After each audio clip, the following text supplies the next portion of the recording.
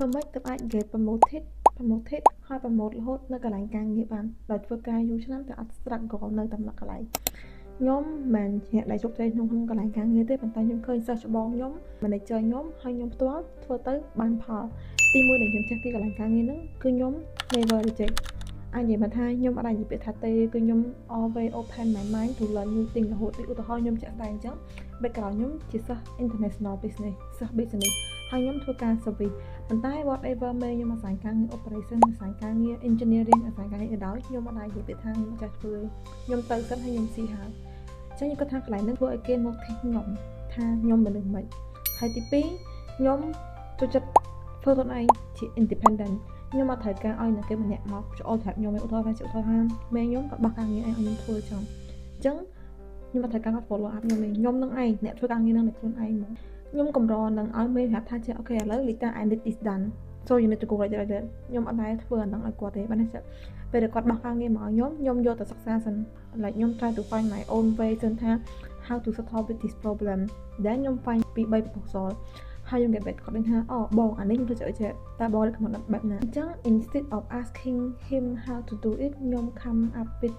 បង I have this way and this way so which one that you prefer អាហ្នឹងគឺជា style របស់ខ្ញុំហើយទី3ហ្នឹងគឺខ្ញុំត្រឡប់ធ្វើការងារជា team អាចនិយាយបានថាការងារហ្នឹងគឺខ្ញុំអត់កម្រនឹងហ៊ុនដាក់ថាគេអ្នកខុសឧទាហរណ៍ថាបញ្ហាហ្នឹង come up មកពុកខ្ញុំកម្រនឹងហ៊ុនដាក់គ្នាហើយខ្ញុំឃើញមនុស្សច្រើនគឺមានអាកន្លែងហ្នឹងពេលដែលគាត់ធ្វើការងារមួយគ្នាមានបញ្ហាគាត់ឆ្លើយថាជាអូ I update to you already but you still not yet follow up បានថាគាត់ហ៊ុនដាក់គ្នា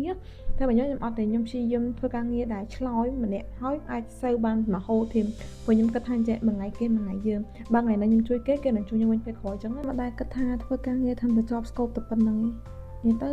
ខ្ញុំ okay willing to learn new thing ហើយខ្ញុំ okay to work under overload ខ្ញុំអត់បញ្ហាទេទៅលើការ work overload ព្រោះដោយសារអីខ្ញុំមិនជាមនុស្សដែលចូលចិត្តធ្វើការងារដែរខ្ញុំប្រឆាប់ធន់ជាមួយនឹងការងារដែរអញ្ចឹងបើសិនជាការងារខ្ញុំ keep changing keep update របស់ខ្ញុំសប្បាយចិត្តព្រោះខ្ញុំអត់ធន់អញ្ចឹងពេលដែលយើងធ្វើការយើង okay នឹង multitasking គឺយើងងាយស្រួលក្នុងការទៅចាប់អារម្មណ៍មែនតើពេលអ្នកនរគ្នា open yourself ថា I can do multitasking I can learn new thing អាហ្នឹងគឺគេ interested យើងលឿនមែនតើព្រោះដោយសារអីយើងម្នាក់អាចធ្វើបានច្រើនរឿងអញ្ចឹងមកន័យថាការងារមួយយើងគេអត់ត្រូវការប្រើ staff ច្រើនណាគេប្រើតែយើងម្នាក់យើងអាចធ្វើបានច្រើនអញ្ចឹងអាហ្នឹងគឺគេត្រូវការយើងខ្លាំងពេលដែលនៅកន្លែងណាមួយក៏ដោយព្យាយាមឲ្យគេត្រូវការយើងជាងយើងត្រូវការគេអាហ្នឹងខ្ញុំចេះពីមេខ្ញុំនេះគ្នាដែរធ្វើការគឺខ្ញុំច្រើនមានសភៅអញ្ចឹងបានន័យថាខ្ញុំគិតថាគូក្បាលខ្ញុំមិនមែនជាគូក្បាលមួយដែលល្អចាំបានគ្រប់រឿងអញ្ចឹងខ្ញុំមានសភៅ technique នេះខ្ញុំកត់ការងារដែលខ្ញុំត្រូវធ្វើការងារដែលខ្ញុំធ្វើឲ្យខ្ញុំ touch ដែលខ្ញុំនៅខ្ញុំ follow up តរហូតអញ្ចឹងណាចឹងខ្ញុំអត់ភ្លេចហើយខ្ញុំអត់ដែរមកសួរ follow up ការងារជាមួយខ្ញុំទេព្រោះថាខ្ញុំច្បាស់ខ្លួនហើយខ្ញុំធ្វើដល់ណាទៀតចឹងណាហើយខ្ញុំតាំងខ្លួនឯងថាខ្ញុំជាទឹកមួយដែលនៅកន្លះកែវខ្ញុំអត់ចេះគ្រប់សពទេខ្ញុំតាំងខ្លួនឯងមួយថាខ្ញុំអូខេជាមួយនឹងការបរៀនរបស់គេចឹងពេលដែលខ្ញុំគៀងកន្លែងណាខ្ញុំ open mind to ask for help open mind សម្រាប់គេមកឲ្យ advice ឲ្យគេប្រាប់ខ្ញុំអញ្ចឹងនៅកន្លែងការងារគឺជាកន្លែងដែលយើងហ៊ានបានអីច្រើនមែនតើនៅសាលាអត់មានបរៀនយើងទេ so បើស្នាខ្ញុំមានអារម្មណ៍ថាអូខ្ញុំធ្វើការយូរហើយខ្ញុំទៅដែរអញ្ចឹងអាចសាកប្រើ tip ខ្ញុំបាន clear paper ទៅហើយវា upgrade ជាងមុនអញ្ចឹងណាហើយ reminder ម្ដងទៀតពេលធ្វើការអីមួយក៏ដោយធ្វើអស់ពីចិត្តកុំមានអារម្មណ៍ថាធ្វើតាមតែប្រាក់ខែឧទាហរណ៍ថាប្រាក់ខែ300ធ្វើតែប៉ុណ្្នឹងបានទេ